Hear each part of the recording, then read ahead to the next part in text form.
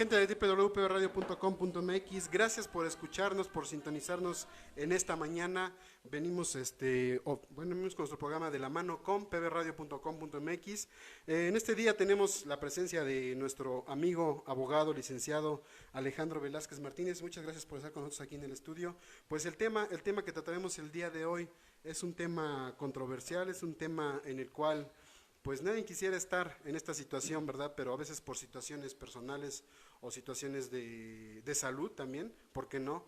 Se tiene que llegar a estos términos, ¿no? Pero unos términos, pues, deberían de ser en buen plan para no afectar a terceras personas. El día de hoy hablaremos de los divorcios la pensión alimenticia, ¿no? En este día aquí en www.radio.com.mx le damos la bienvenida a nuestro asesor, al licenciado Alejandro. Pues, licenciado, buenos días y gracias por estar con nosotros. Buenos días, gracias por invitarme para compartir algo de los temas que son importantes para la familia y más en el momento que nos encontramos o que la sociedad se encuentra. Pues también tendríamos que ver que no todas las batallas hay que lucharlas, sino también se puede evitar situaciones de conflicto y llegar a buenos términos, como dice Joaquín. Entonces vamos a platicar sobre el tema del divorcio, todo lo que conlleva, todos los temas que pueden abarcarse en una sola acción, que puede ser la del divorcio, y evitar conflictos, evitar todo ese tipo de movimientos que generan problemas, principalmente a los hijos, ¿no? Claro. Entonces vamos a platicar sobre esos temas. Gracias por invitarme. Pues sí, el tema del divorcio, pues, ¿cómo es que se da este tema y cuáles son los términos que puede llegar uno a partir de la parte legal? Sí. Bueno, primero que nada, quisiera eh, aclarar o ver cuál es la figura del matrimonio. ¿Qué es el matrimonio? Porque debemos saber las bases para luego poder entender qué es el divorcio, ¿no? Antes que nada, el matrimonio es una institución jurídica que la misma ley establece en la que dos acuerdos de voluntades, sobresaliendo la voluntad precisamente de las personas, generan una unión, tienen una finalidad, la de hacer vida en común, la de procrear y de una ayuda mutua. Es la finalidad, la primera finalidad que tiene el matrimonio. Obviamente se encuentra regulado este acto jurídico por la ley, el mismo Código Civil lo regula y nos va a dar los elementos de cómo se puede realizar este acto jurídico. Es un acto solemne, es un acto que debe ser realizado ante un juez del registro civil, el que va a dar fe o va a constatar o va a avalar esta unión. Una vez que ya se da estos requisitos, que están de acuerdo las personas y que la misma voluntad de ellos es la que los une para que puedan hacer este acto jurídico del matrimonio, se va a consolidar lo que es la familia. Antes que esa es la base en lo que tenemos que entender para después hablar del divorcio, ¿sale? Entonces, siempre creo que por naturaleza el hombre es conflictivo o empieza a generar una serie de diversidad de opiniones y entonces se empieza a generar un conflicto. Un conflicto el que no necesariamente deberíamos tolerar o soportar en una relación. Yo soy de la idea de que es preferible parejas separadas, padres separados, hijos felices. Y no lo contrario, que nosotros veamos parejas juntas o unidas, infelices, y por consiguiente, hijos infelices. Eso es lo que la sociedad ya no quiere. Nosotros, tanta delincuencia, tantas situaciones que vemos. ¿Por qué? Porque a lo mejor es el reflejo de lo que nuestros hijos ven en la casa. Si nosotros como hijos vemos que nuestros padres discuten, se golpean, se agreden física o verbalmente, esas conductas nosotros las vamos a transmitir en la sociedad, en la escuela, en el trabajo, con los compañeros de juego, con toda la gente podemos transmitir esas malas conductas. Entonces, la ley precisamente prevé esa situación para evitar ese tipo de conflictos, esa influencia en la sociedad que sea negativa. Por ello, se encuentra regulada la disolución de ese vínculo que se generó del matrimonio, que es el divorcio. Hasta antes del 17 de marzo del 2016, la ley contemplaba tres tipos de divorcios, que era el divorcio administrativo, el divorcio voluntario y el divorcio necesario. Vale la pena aclarar de qué forma se llevaban a cabo este tipo de divorcio y por qué ha sido implementada otra figura, la que ha suprimido a dos de ellas. ¿Vale? El divorcio administrativo que hoy todavía subsiste es aquel que con determinados requisitos vas a poder realizar sin necesidad de un abogado. Es decir, la pareja puede ir ante el juez del registro y cumplir con ciertos requisitos, como es que no hayan procreado hijos, que no se hayan adquirido bienes y que ese vínculo que se realizó no sea sociedad conyugal, es decir, que sea bienes separados. Que son requisitos básicos que se deben cumplir. ¿Para qué? Para que entonces no exista un conflicto en el sentido de la separación. Tú vas a llegar con el juez y le vas a decir, ¿sabes qué? Ya no queremos estar, es voluntad de ambos de no continuar, no tenemos hijos, no está embarazada, no adquirimos bienes y estamos por bienes separados. No hay ningún problema. Te van a hacer la anotación, te van a hacer todo el trámite que es administrativo y quedas libre de ese vínculo matrimonial. Ese es el divorcio administrativo que subsiste posterior a las reformas del 2016. El divorcio voluntario era otra forma de romper ese vínculo, pero dentro de los requisitos esenciales es que, contrario al administrativo, sí hubo hijos, sí se adquirió algún bien, independientemente de que sea por sociedad conyugal o bienes separados, pero aquí hubo hijos, o se adquirieron algunos bienes, o hubo alguna adquisición de alguna responsabilidad o obligación, llámese deudas, llámese algún bien. Esto, en el voluntario, influye igual la voluntad de las dos personas, esposo, esposa, pero ambos están en acuerdo en que las situaciones que debe contemplar un divorcio, un elemento también que hay que agregar aquí en este divorcio voluntario es que como hay la voluntad de las partes, de los dos, entonces se debe agregar a la demanda del divorcio un convenio. En ese convenio tendría que abarcar la situación de visita y convivencia de los hijos, porque acuérdate que hablamos que ya hay hijos, que hay algún hijo que se fue procreado. La convivencia de los hijos, la guarda y custodia, es decir, con quién se van a quedar los hijos bajo el resguardo, si hubo bienes, quién los va a administrar y cómo van a ser distribuidos, lo relativo a los alimentos de los hijos, cómo se va a depositar, de qué forma se va a depositar, cuánto se va a depositar, cuánto va a incrementar anualmente esa pensión alimenticia, entre otros temas que pueden abarcarse en un solo acto jurídico, que puede ser este convenio. Si en ese convenio están de acuerdo las dos partes, se ratifica ante el juez familiar, se dicta una sentencia, se hace la inscripción y quedas liberado de ese vínculo matrimonial. Para el caso de que no se esté de acuerdo en alguna cláusula del convenio, en alguna de los apartados relativos, por lo regulares, lo de alimentos, que a veces la aportación no es la suficiente o la necesidad no es cubierta por la aportación. Entonces ahí difiere muchas veces entre la pareja, entre las aportaciones y eso es lo que ha venido muchas veces deteniendo el procedimiento de ese tipo de divorcio. Y el necesario, el tercer tipo de divorcio que estaba contemplado hasta antes del 2016, era el necesario. En este divorcio necesario era en el momento en que uno de los los integrantes del matrimonio ya no estaba de acuerdo en seguir con esa situación, pero se daba una causal. Antes se contemplaban diversas causales para justificarse y se diera el divorcio necesario. De entre ellas estaba, por ejemplo, la bigamia, estaba el que contrajeras alguna enfermedad, violencia, entre tantas, entre otras, eran 16 causales las que se tenían en ese, para justificar ese divorcio necesario.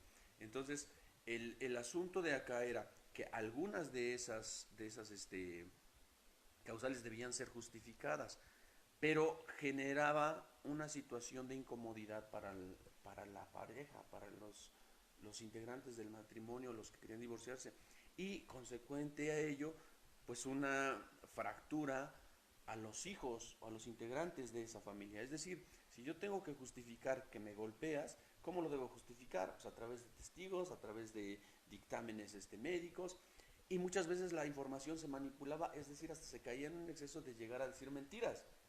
Y esas mentiras obviamente a la familia. Si ya con el hecho de que la separación se va a dar, entonces ya empiezan los hijos a ver entre quién es el bueno y quién es el malo. Pero aún con ello, tienes que justificar alguna causal de las que contemplaban este divorcio necesario. Obviamente tenías que hacer quedar mucho más mal al otro y tú ponerte como el héroe, o viceversa. Entonces fracturaba mucho esa situación del divorcio necesario. Esas causales, afortunadamente, o esta figura del divorcio necesario ya quedó superado. Hoy en día, gracias a la reforma que se realiza en el 2016 y posterior a ello, ya no es aplicable el divorcio necesario ni el divorcio voluntario. Surge una nueva figura que se llama el divorcio incausado. ¿Con qué finalidades? Se hace un análisis para hacer esta reforma y se dice, oye, si bien es cierto que la voluntad de las personas para contraer matrimonio es eso nada más, la voluntad de ellos, ¿por qué yo necesito para divorciarse justificar una situación que puede generar mayor conflicto y mayor violencia, si tú quieres, respecto de los integrantes de la familia? Entonces, con el simple hecho de que uno de los integrantes no esté de acuerdo en continuar con ese vínculo matrimonial, es suficiente. Entonces, la Suprema Corte de Justicia de la Nación emite un criterio en donde dice, ¿sabes qué? Es un derecho humano la libertad, o sea, que tú puedas elegir esa parte de con quién quieres convivir, que seas libre de que tu personalidad la puedas desarrollar.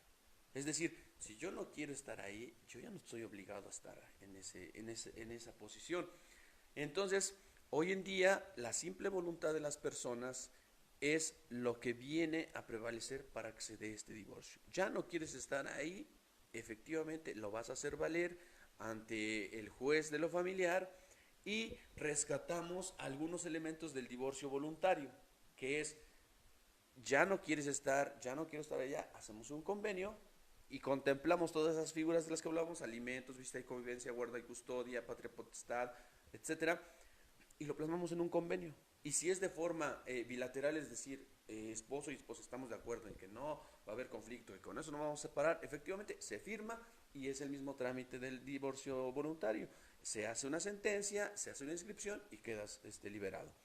Pero ¿qué pasa si en ese divorcio incausado uno de los dos nada más quiere realizar el divorcio y el otro no, a lo mejor no está de acuerdo o aún no tiene esa idea de querer divorciarse? Entonces yo propongo la demanda, anexo un convenio en el que hago mi propuesta con todos los elementos que acabamos de decir y el juez me va a citar o va a citar a una audiencia de aveniencia en la que nos va a tratar de invitar a que nos reconciliemos, de que se piensen las cosas mejor, pero si la determinación ya se tomó y es definitiva, no quiere, entonces la otra parte le voy a decir, mira, este es el convenio que está exhibiendo tu pareja o expareja, chécalo, revísalo y tú puedes estar de acuerdo o hacer una contrapropuesta de convenio. Es decir, no me conviene lo de los alimentos que me dé X cantidad, yo quiero más. Ah, ok. O en relación a la visita en convivencia, no me conviene que él vaya por mis hijos desde el miércoles y me regrese hasta el domingo. Ah, modificamos esas situaciones. Pero todo debe ser de común acuerdo. Para el caso de que no esté de acuerdo con ese convenio, ni haga una contrapropuesta y se olvide de ese tema a lo mejor porque no está de acuerdo, porque no le interesa, ello no quiere decir que no se va a dar el divorcio. El juez, a pesar de ello, va a considerar que esta persona ya no quiere estar en ese vínculo matrimonial y va a dictar una sentencia en la que va a disolver el vínculo matrimonial, dejando a salvo los otros derechos. No quiere decir que por el hecho de que exhibiste un convenio y no fue aprobado en ese momento y perdiste derecho. No, no, no, no. Quedan a salvo los derechos para que tú puedas promover un juicio de visita y convivencia y convivas con los hijos. Para que tú veas en relación, en este caso, por lo regular, la mamá, que es la que se queda con los hijos, de que pueda promover el juicio de alimentos. ¿Para qué? Para que vea con sus hijos pues cómo van a solventar esas necesidades. Quedan a salvo esos derechos. No quiere decir que por el hecho de que ya estás divorciado, pierdes esos derechos. Ni es un elemento necesario o primordial uno para con otro. Es decir, si no promuevo alimentos y si no proveo alimentos, no tengo derecho a visitar a mis hijos. Eso es una idea totalmente equivocada y que muchas veces, desgraciadamente, las familias lo utilizan como una moneda de cambio y eso no tiene un vínculo directo, ni es necesario ni es obligatorio uno para con otro. Es decir, los alimentos son una cuestión, la visita y convivencia es una cuestión, la guardia y custodia es otra cuestión que es totalmente distinto y no depende una de otra.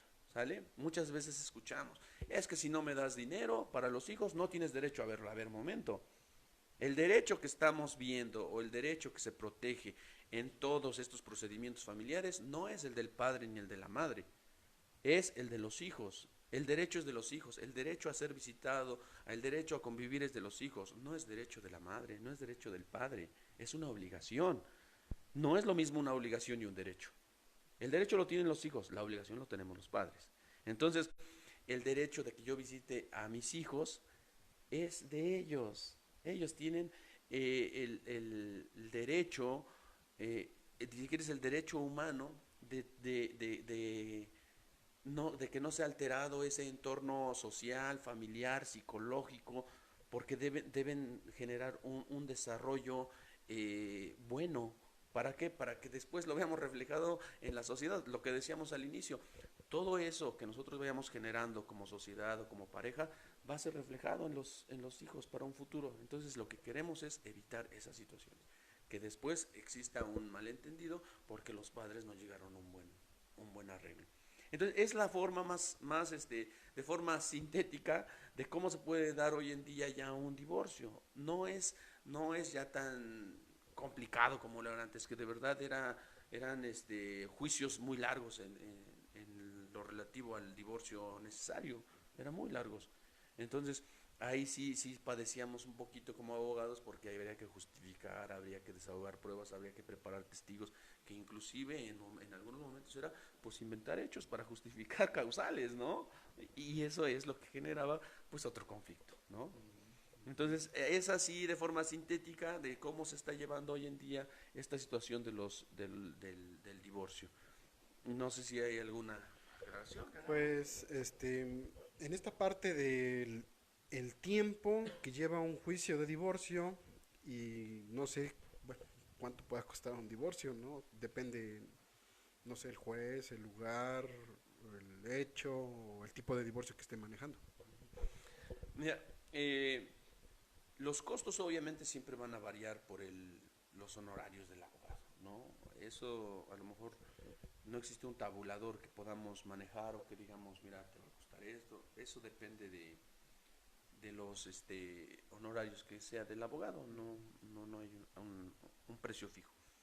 Pero también existe la posibilidad de que acudas ante los defensores públicos o sociales, ¿no? Que son abogados que el Estado pone para apoyo a la sociedad, no hay ningún problema. Obviamente ello no quiere decir que pues también todo la carga sea para ellos, ¿no? Claro, sí. Entonces existen diversos despachos, diversas firmas que pueden realizar los divorcios. No es una situación a lo mejor muy delicada. repito, como lo era antes, es algo distinto, obviamente tratando de buscar la mayor conveniencia para las partes dentro de ese, no generar otro conflicto, si ya con el hecho de que muchas veces el separarse implica pues una situación difícil, volver a lo mismo y pelearse y verse en juzgados y llevar a los hijos y las entrevistas, es muy tedioso y muy cansado, desgastante tanto económicamente como física, moral y todo, es muy desgastante. Eso de llegar a los juzgados, pues la familia no siempre lo ve muy bien, ¿no? Entonces se pueden evitar todas estas situaciones. Repito, no siempre peleándose vas a ganar las batallas, siempre hoy en día hay que hacer uso de muchos medios que también existen, la ley los tiene contemplados, como es la mediación, la conciliación, el arbitraje, todo eso se puede hacer uso para ya no generar tanto conflicto entre la sociedad. El mismo gobierno, el mismo Estado provee de esas situaciones. Hay en Puebla también un centro estatal de mediación que puede realizar convenios para evitar esos conflictos y no llegar a juzgados, y no llegar a citas, a audiencias, a conflictos entre abogados. Todo eso se puede evitar. Yo creo que ya no estamos en la época de pelear y pelear y pelear, porque estamos viendo que la sociedad está muy alterada y nosotros generando más conflictos. Yo creo que no es lo correcto. Y el trámite del tiempo, yo le calculo que serán unos 3 4 meses por mucho, por la carga de trabajo que se da aquí en Puebla, principalmente la zona metropolitana, que está muy saturada ya de trabajo. Los juzgados a veces no se dan abasto, pero yo le calculo que unos 3 4 meses ya esté la sentencia. ¿En dónde realizarlo? Si es divorcio administrativo, es en el registro civil en el cual contrajiste matrimonio, ahí se puede realizar. Y para el caso de que sea el divorcio incausado, va a ser se marca por jurisdicción, dependiendo de dónde vivas, el juzgado en el que te corresponda. Si estamos hablando, por ejemplo, de Cuautlancingo, pues corresponde al juzgado de Cholula.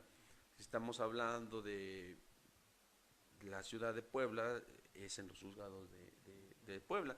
Y dependiendo del distrito judicial en el que te ubiques, la ley también señala algunas excepciones. ¿Por qué? Porque algunas veces el esposo vive en un estado y la esposa vive en otro estado. Entonces ahí genera conflicto. ¿En cuál? ¿Allá o acá?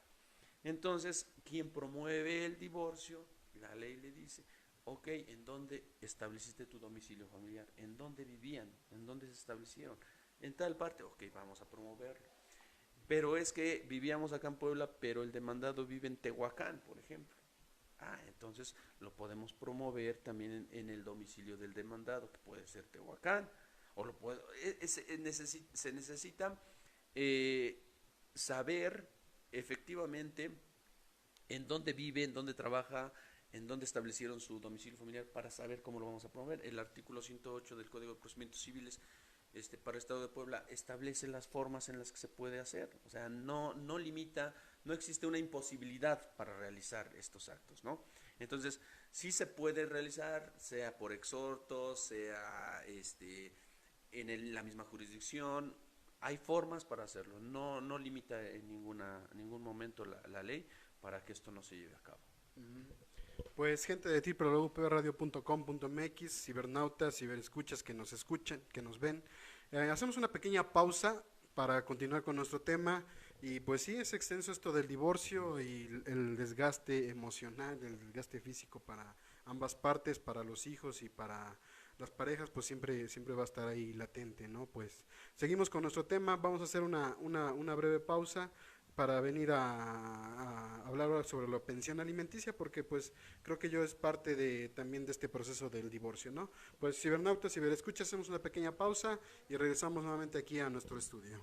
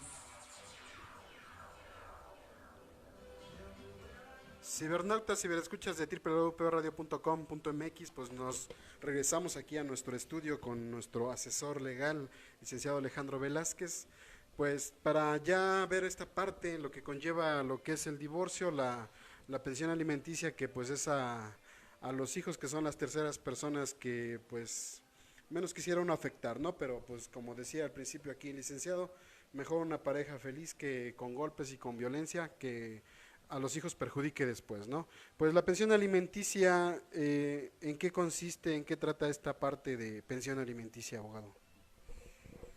Bueno, esta figura es una de las que se debe contemplar en el convenio del que hablábamos para el divorcio incausado, y es una situación muy importante y delicada porque, retomando el tema, se debe prever siempre el bienestar de los hijos. Entonces, siempre se va a contemplar la situación de asegurar la estabilidad y el bienestar de ellos.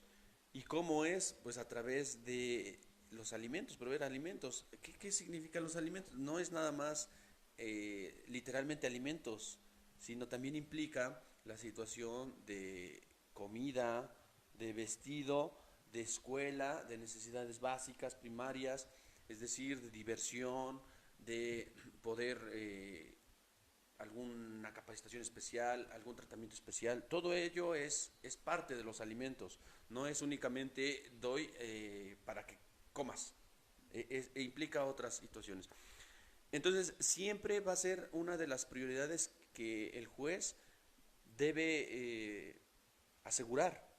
Es decir, si hay menores, debe ver siempre por esa parte primero. Que sea algo justo, algo equitativo. A lo mejor el señor dice, pues yo nada más te puedo dar X cantidad. A ver, no es lo que tú quieras ni lo que tú puedas, es lo que necesitan los niños. Lo que necesitan para sobrevivir, para estar estables. Ahora, muchas veces pensamos, pues no tengo trabajo y no voy a dar. El que no tengas trabajo no implica que tu obligación cese, o que se detenga, o que se pause, porque los hijos siguen comiendo, siguen generando gastos. Tu obligación no se desvía por el hecho de que tú actúes de una forma, si quieres, hasta irresponsable. Los hijos siguen generando y ellos no pausan sus necesidades. Entonces, eso es lo que se debe ver. A lo mejor te van a imponer una pensión alimenticia mínima, pero sí hay una aportación. No te libera el hecho, no tiene trabajo, como en un seguro, por ejemplo, o en un crédito. No tienes ahí un seguro de desempleo y no me pagues tantos meses y no pasa nada. No, aquí no, aquí la obligación y responsabilidad es totalmente distinta. ¿Por qué? Porque estamos hablando de personas, no estamos hablando de objetos. Entonces, la persona tiene también derechos, y dentro de esos derechos es una alimentación, una sana alimentación y un sano desarrollo. Y para eso es la pensión. ¿Qué es lo que se debe contemplar? Primero, dentro de estas necesidades se debe justificar la necesidad, que es como obvio. Si ya está el hijo, es una necesidad obvia. No se debe demostrar a través de pruebas. Eso se deduce. Pero sí hay que justificar o hay que demostrar la posibilidad del que va a proporcionar los alimentos. Es decir, yo debo justificarte que Juan Pérez tiene un buen trabajo, que tiene percepciones, por tanto le voy a fijar una pensión determinada. Entonces ahí sí puedo hacerlo. Es decir, debo girar oficio a su empresa, debo saber cuántas son sus percepciones, qué empresas tiene, dónde trabaja, qué negocios, para que yo pueda calcular las percepciones y ponerle un porcentaje. Pero ¿qué pasa si yo trabajo y no tengo no me pagan por nómina, o mis ingresos son variables? Entonces ahí el juez te va a imponer por salarios mínimos. Entonces te va a decir, ¿sabes qué? No te puedo poner una cantidad o un porcentaje, pero sí te puedo imponer por salarios mínimos o unidades de medida que se están también manejando. Entonces, en esa parte te va a poner a lo mejor determinados salarios mínimos para que tú aportes mensualmente, y de ahí viene la cantidad que tú debes hacer. ¿Cuál es la obligación o para quién es la obligación? Obviamente para los hijos, para los menores, para los que, si tú quieres, hasta indefensos se encuentren porque no pueden depender de sí mismos. Esa es la obligación. Pero también la ley contempla la situación de que para el cónyuge también le puedes dar o le debes dar. ¿Cuándo? Cuando se dedicó a las labores específicamente del hogar y no trabajó por estar cuidando a los hijos y proveer esas necesidades. Entonces yo como pareja no puedo decir solamente te voy a aportar para mis hijos. Ah, sí, pero yo nunca trabajé. Yo me dediqué al cuidado de los hijos, de la casa, de que tú estuvieras bien, de que tú llegaras, que tuvieras tu ropa planchada, que tuvieras tus cosas preparadas. Y yo no trabajé. Por eso no pude desarrollar una profesión o a lo mejor no pude realizar a lo mejor no estudiaste y no tienes una carrera profesional, pero sí podías ocuparte en alguna labor, no necesariamente profesional, pero sí podrías tomar experiencia en algún trabajo. Y yo dejé de hacerlo. ¿Por qué? Por dedicarme a los hijos. Entonces, no tengo experiencia en trabajo, no tengo ninguna capacidad para llegar y en este momento vengo a pedir trabajo porque ya tengo experiencia. No la tengo. Entonces, tengo menos posibilidades de encontrar un trabajo, menos posibilidades de ganar bien porque voy desarmado. Entonces, ahí tú también, la ley te obliga a que también tengas que darle una compensación o darle un apoyo a la persona que estuvo cuidando a tus hijos. Que muchas veces no lo hacemos o no se hace porque, primera, a lo mejor por desconocimiento, segunda, por orgullo de decir, ¿por qué le voy a pedir a él? Pero legalmente lo puedes hacer. O sea, legalmente la ley te respalda para que, a ver, yo cuidé a mis hijos, yo estuve en la casa, nunca salí a trabajar por el hecho de estar contigo y por estar viendo que la estabilidad de nuestros hijos, de nuestra familia. Esa parte también la ley garantiza y es parte de los alimentos que se deben garantizar también. Entonces, la pensión alimenticia viene a abarcar toda esa parte, los hijos, las necesidades, los alimentos, la escuela, el doctor, medicinas y la expareja o la quien fue tu cónyuge cuando se dedicó a los hijos y a la casa, el cuidado de la casa. Esa es la parte que se debe contemplar siempre en este trámite de divorcio. Aún cuando no se firme el convenio, tiene a salvo ese derecho también la parte que cuida a los hijos. También la puede hacer valer, ya sea de forma individual, personal, o a través de los hijos, o de forma conjunta con los hijos. La demanda de alimentos se puede hacer en lo personal, de la persona que cuidó a los hijos y estuvo al cuidado de la casa, o de forma conjunta los hijos con ella, por mi propio derecho y en representación de mis hijos, Juan y Pedro. Entonces, pero ya estoy viendo sobre también ese derecho que la ley me otorga. Sí se puede, claro que se puede. Sí, sí se va a dar o lo van a obligar a la otra parte, claro que la van a obligar. Pero debes justificar también la posibilidad de que él aporte. Aquí hay muchas situaciones porque en ocasiones la parte en que debe proveer los alimentos, pues ya tiene otra familia. Entonces ya se divide esa parte, ya no es nada más los dos hijos de esta familia, sino otros dos hijos de la otra familia. Entonces el porcentaje va a disminuir porque yo tampoco, o el juez no te puede en determinado momento a sentenciar a dar una pensión alimenticia determinada, quitándole la pensión alimenticia a los otros. Debe ser proporcional, debe ser equitativa. Entonces, yo no les dejo a una familia sin alimentos para no disminuirle a este. Debe ir siendo proporcional. Pero tampoco puedo hacer esa situación de que te quite más del 50%, porque entonces ya te dejaría a ti en un estado vulnerable. ¿Por qué? Entonces todos los alimentos se los doy a ellos y a ti, entonces te pongo en esa situación de inestabilidad. Debe ser proporcional. La pensión alimenticia nunca va a afectar más del 50% de tus percepciones. ¿Por qué? Porque entonces a ti te ponen también en inestabilidad y lo que está peleando la otra parte ahora te la están poniendo a ti. Es decir, yo ya no voy a tener lo suficiente como para sobrevivir y mis necesidades. ¿Por qué? Porque tengo una obligación, efectivamente, pero esa obligación tampoco te debe perjudicar totalmente. Las pensiones alimenticias nunca se van a imponer más del 50%, la ley lo prevé. Y entonces pues tienes que dividirte en cachitos, ¿no? Por así decirlo, para poder proveer acá, proveer allá. Pues yo creo que en esta parte de la pensión y del divorcio pues sería que pensarlo, ¿no? Para ver cómo provees una parte, cómo provees otra parte. Y también en cuanto a la pareja, bueno, los hijos se quedan con la esposa, la esposa trabaja, esa parte de pensión, ¿se divide también algo para ti que tú no trabajas o tienes alguna imposibilidad y el caso que sea al revés? Ujú. Sí, la pensión es para cualquiera de los dos, se impone, ya sea hombre o mujer. Si mis hijos quieren quedarse conmigo y la señora trabaja, también le puedo promover un juicio de alimentos para que ella me proporcione pensión alimenticia. No hay ningún problema. Es igualdad de condiciones. Llámese hombre o mujer, pero quien esté al cuidado de los hijos, obviamente, pues la otra persona se ve obligada a apoyar. ¿Vale? No en la misma proporción. ¿Por qué? Porque entonces si yo cuido a mis hijos y la señora no los cuida y nada más se dedica a trabajar, entonces no está aportando lo mismo. ¿Por qué? Porque yo, por ejemplo, debo ver sobre la tarea, bañarlos, darles de comer. Entonces el porcentaje que me toca aportar ya no es del 50 y 50%. Entonces ya es un menos, porque ya estoy haciendo mi labor. Esa es la otra parte que debemos considerar. No por el hecho de que los dos somos papás y nos toca el 50%.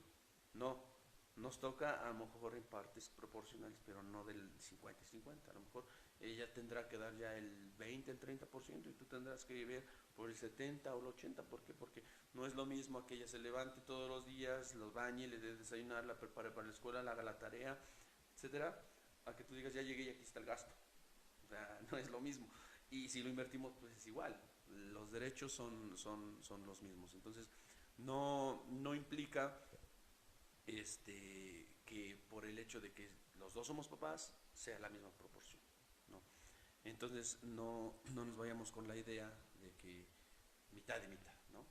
Otra cosa que quiero precisar es que para garantizar alimentos no necesariamente es con tu empleo o con las percepciones. Si tú tienes bienes, también eso puede ser una garantía para los alimentos. Es decir, tienes tu casa y está a nombre tuyo, pero no hace aportaciones. ¿Qué es lo que puedo hacer?